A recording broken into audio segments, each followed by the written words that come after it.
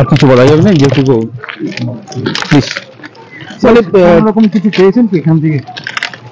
এখন আমরা একটা নমুনা সংগ্রহ করেছি, সেটা ল্যাবরেটরিতে পাঠানোর জন্য বলা হয়নি, না এক্সামিনেশনের পরেই বলা যাবে। মানে কোনো কি বিস্ফোরণ হয়েছিল বলে মনে করছেন প্রাথমিক তদন্তে? রিপোর্ট আসার পরেই বলা যাবে, ল্যাবরেটরি এক্সামিনেশনের রিপোর্ট আসার পরে। আপনারা তো এক্সপার্ট, আপনারা এইসব বিষয়ে জানেন বেশি, তো সেই জায়গা থেকে প্রাথমিক তদন্ত মোটামুটি মনে হচ্ছে যে কিছু পাওয়া গেছে। সবটাই বলা যাবে আফটার এক্সামিনেশন। স্যার এই মানে এই যে রেল ট্র্যাকের বাইরে অন্য কিছু পাওয়া গেছে কি?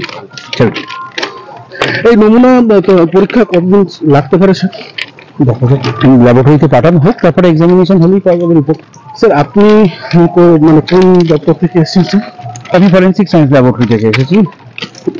স্যার আপনার নামটা কেন? Doctor Debashis Saha, assistant director forensic science laboratory. Thank you sir.